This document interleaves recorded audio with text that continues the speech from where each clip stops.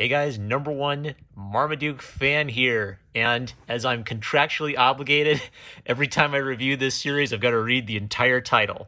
Our Haru ride, the scent of air after rain, in the light around us. I felt your heartbeat. Volume 8. Good grief.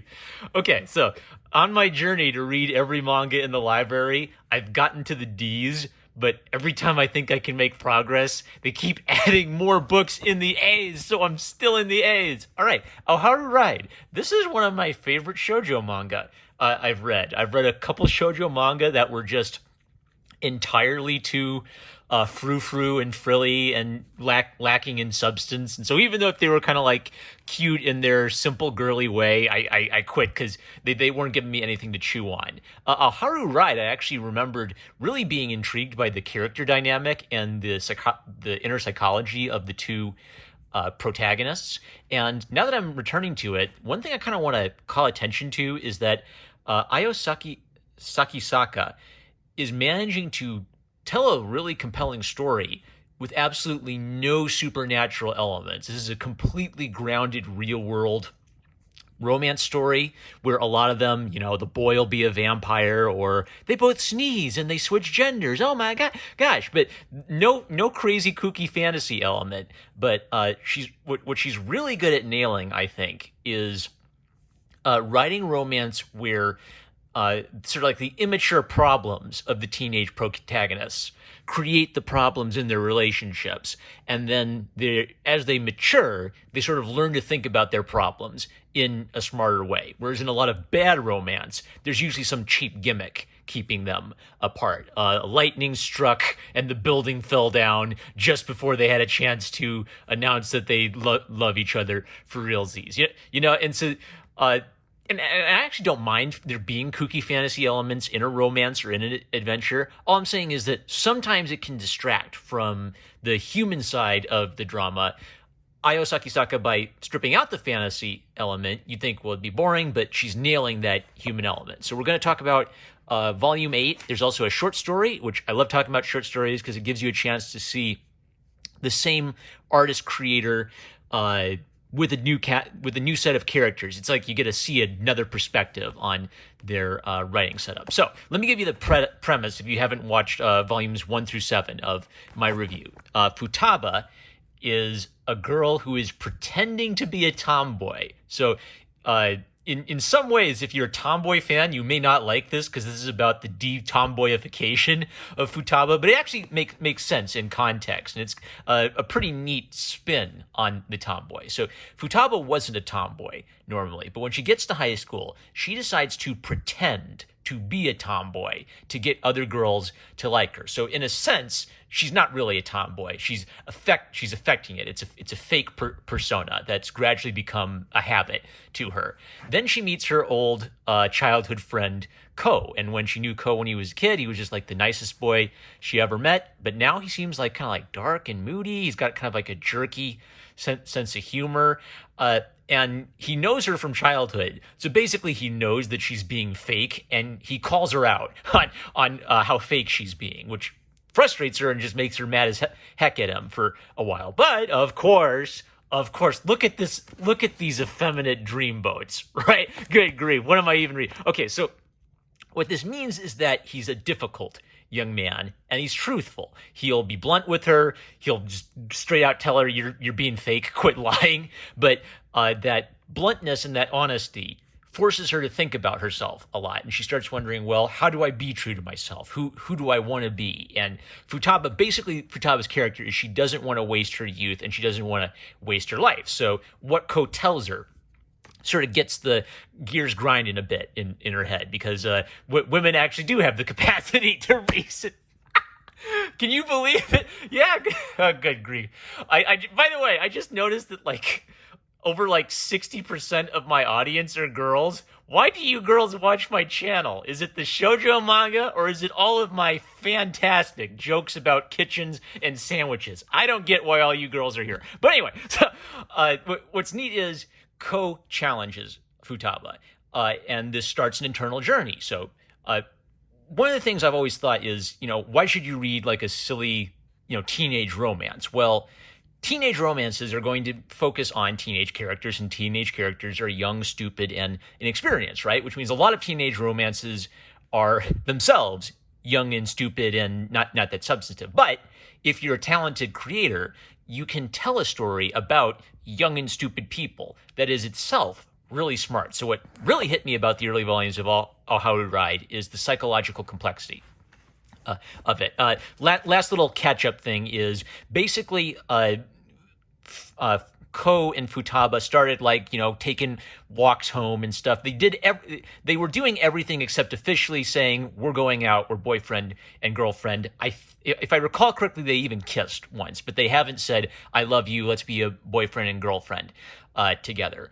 What we discover is that although Ko cares a lot about being truthful and sincere, and he calls Futaba out on some of her fakeness, Ko unfortunately has some fakeness in his life. Ko was seeing a girl. He was gonna dump her and tell her this isn't working out, and then her father died, and now he doesn't know what the heck to do in this stupid situation where he wants to let her down easy. He realizes that he's kind of a stable influence in her life as she's depressed. He's in a stupid situation. He's too young and stupid to know what to do in this weird situation. So, Volume 8 opens up with Futaba finally kind of not manning up, girling up, womaning up, and going to go tell Ku that she likes him. Oh, by the way, just really sweet stuff about Ayo Sakisaka's, just jotting down ideas in notebooks. So the working process, I love this kind of stuff because it's personal insight into the artist's psyche and creative process. It kind of makes them feel more personable. Also, this page, just a good example of, I think what good shoujo manga artists do is not only do the people look pretty, but the panel compositions are often very pretty. If you zoom back and look at the whole page is a work of art, not just the individual panels. So some great little artistic toolkit stuff in this as well. So Futaba announces her feelings, and she says, I like you. Ko doesn't say, I don't like you.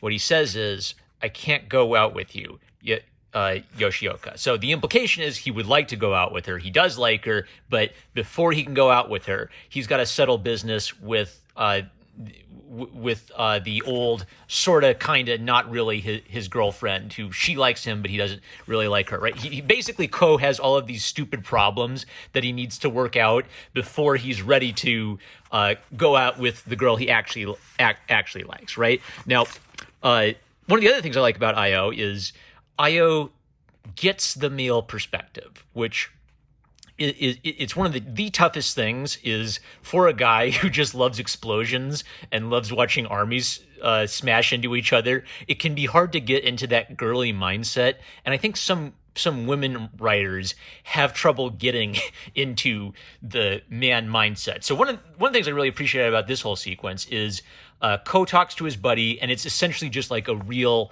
man-to-man talk where his buddy tells him, look, dude, do not fake sympathy. You're just hurting yourself by continuing to essentially just string along this old relationship and not bring closure to this old relationship, and it's making you unhappy because it's stopping you from going for Futaba, right? Essentially, hey King, don't be a simp, don't be untrue to yourself.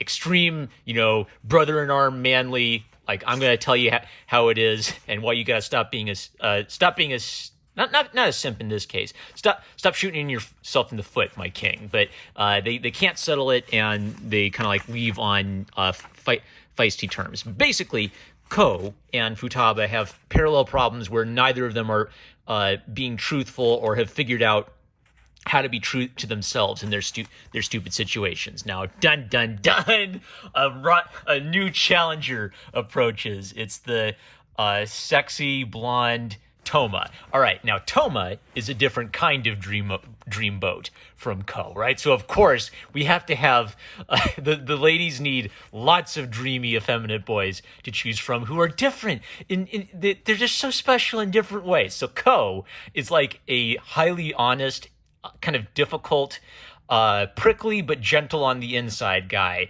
who's hurting. His mother died recently, and he's hurting about that. He's grieving. He just activates those inner mom energies that Futaba has, and she just wants to take care of him because even though he's difficult, he really is a nice guy on the inside. But maybe he's a little too mean.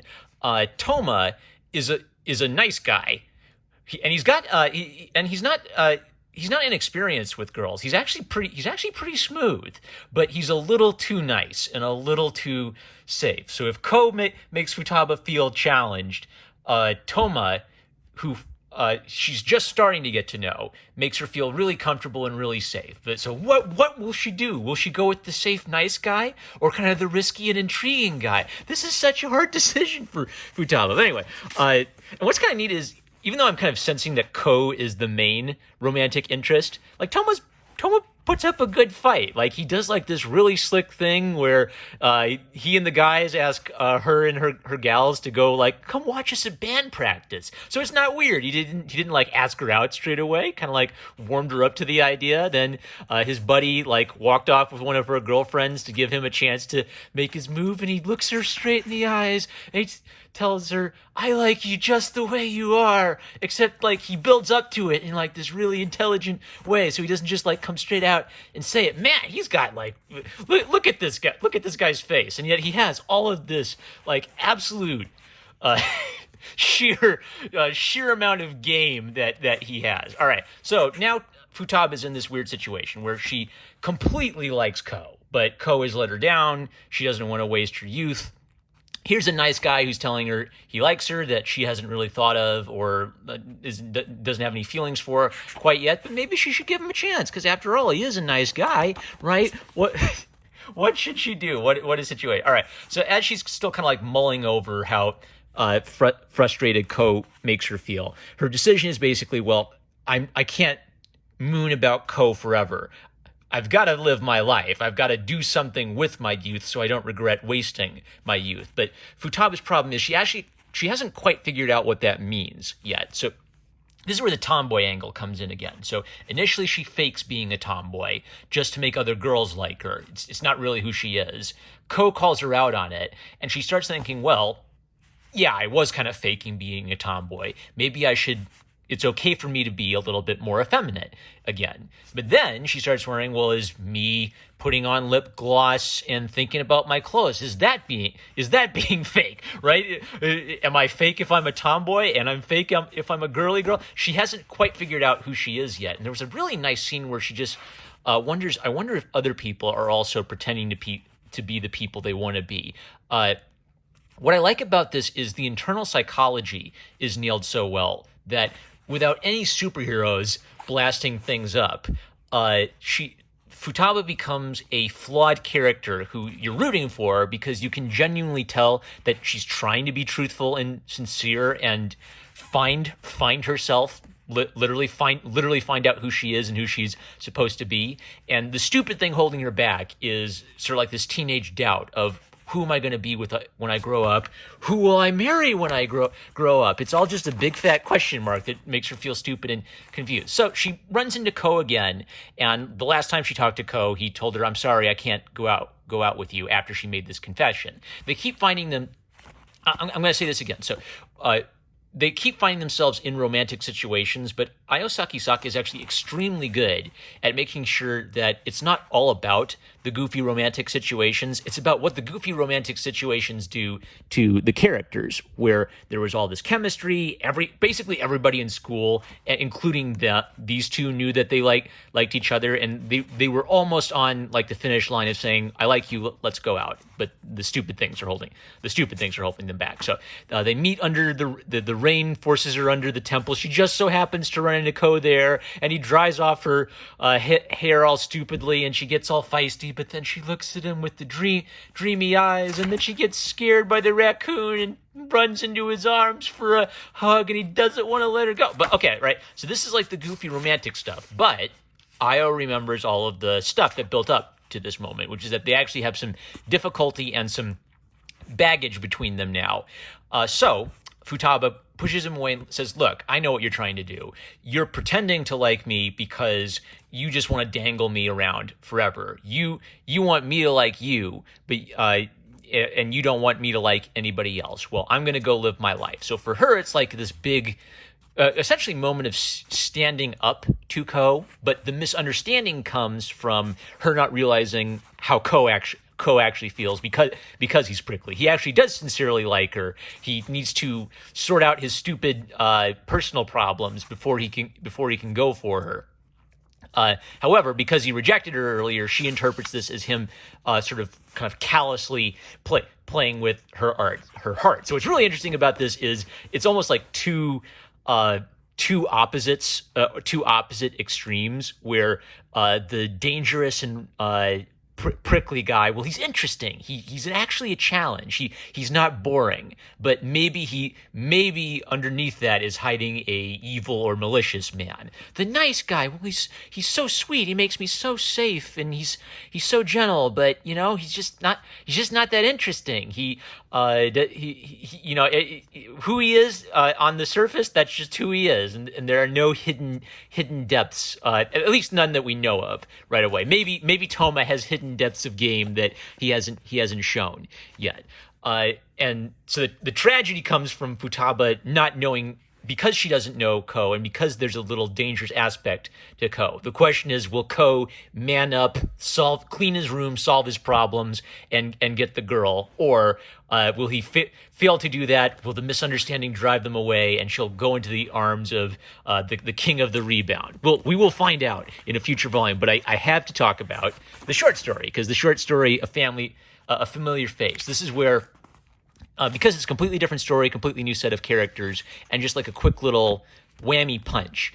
What's nice is you see things that Ayo does in a Haru Ride, she does in Familiar Face, but different. So just like a Haru Ride, it's a completely grounded, realistic romance. There's also like an unlikely setup between two people who, tease or go at each other a little bit, and there's also a miscommunication problem, but it's not a stupid miscommunication problem where it's like the stupid chick flick Hollywood movie where somebody said one thing and they meant another, and if only they had a 3-minute conversation, they would have worked it out. No, these miscommunications, they do result from they are miscommunications, but they don't feel like stupid, oversimplified miscommunications. So the idea is that miscommunications arise because people haven't quite figured out how to talk to another person or how to actually pay attention to another person enough to communicate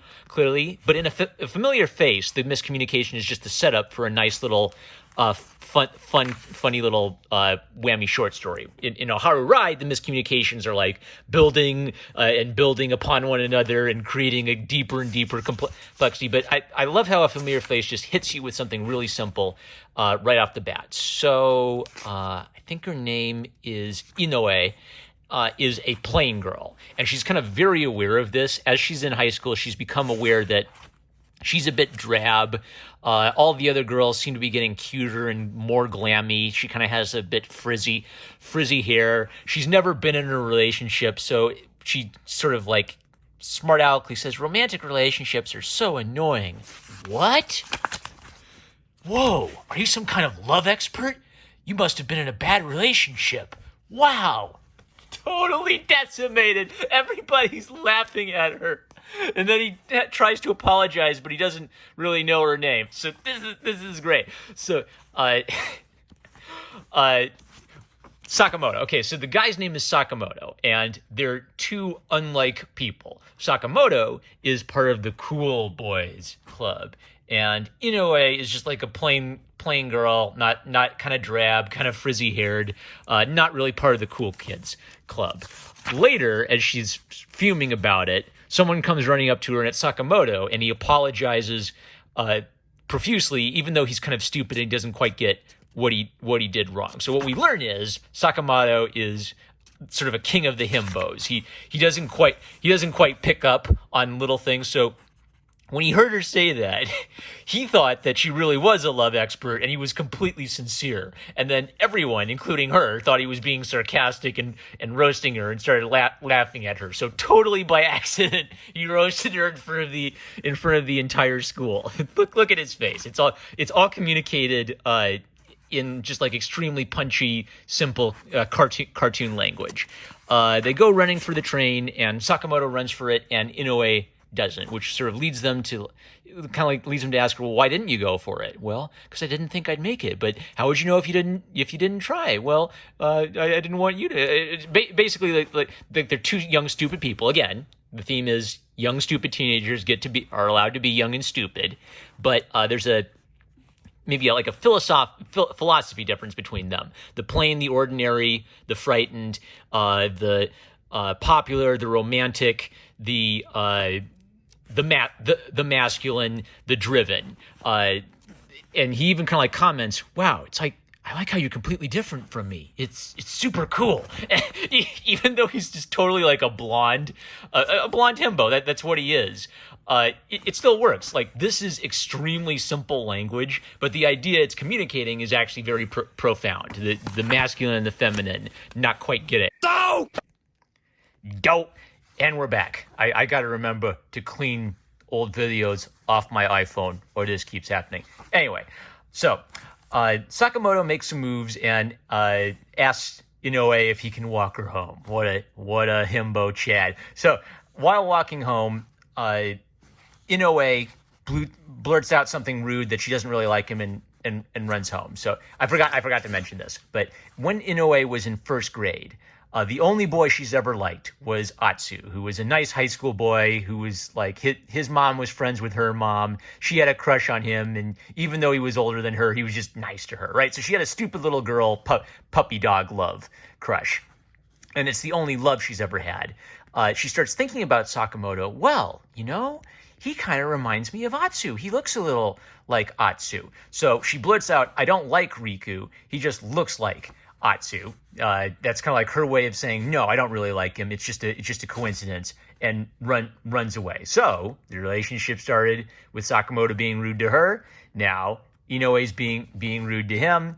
She goes home. Her mom's looking at old photos, and she's got like the photo of her in first grade and the Atsu boy, and she realizes, oh, wait a second, that is him, but he doesn't look like Riku at all. That means that I really did like Riku for who he is. Oh my gosh. So, this is really neat because it's sort of relating like a childhood experience, like the first feeling of something like love in first grade or childhood love, with the later real teenage experience when love actually can blossom into marriage and babies. And, like this was never going to work out, but what she realizes is the things she loved about Atsu as a child are actually true of Riku, who she knows now and is her own age. So just like Riku had to come running after her and apologize to her, she now has to come running out after Riku to fix the wrong she did by chasing him away. So she admits that, I built up these walls. I was afraid of romantic relationships. I was afraid of running after the train. I was afraid of moving forward in life. And now I know that if I keep doing that, I'll never get anything I truly want. Do you want me? Yes. Well, then break down that wall. And then without thinking about it, she takes a step and, almost like confused about what she just did, jumps off the steps into his arms. That's great. So as a short story, it delivers its warmth all in one go. Bam, the end. Perfect. So like Oharu Ride, an unlikely couple with stupid teenage problems holding them back and keeping them from thinking through. They've got to figure out who they are, but because teenagers are young and stupid, they haven't figured out who they are. A romance can be filled with danger, because if the person you're hanging out with is a bad person, well, then that could adds all kind of problems to your life. But if both of you can figure out who you are, then it can end in a happy ending in love and marriage and babies. All right, so next time we'll review Volume 9. I would actually Yeah, I'd strongly recommend this. It just strikes me how extremely frou-frou and girly it is, but it is not stupid, and there's a real appreciation of a male and female perspective, and both perspectives have to matter to the romance. It can't just be a one-sided thing. So, with that, I'm No More Marmaduke fan. I love you guys. Catch you later.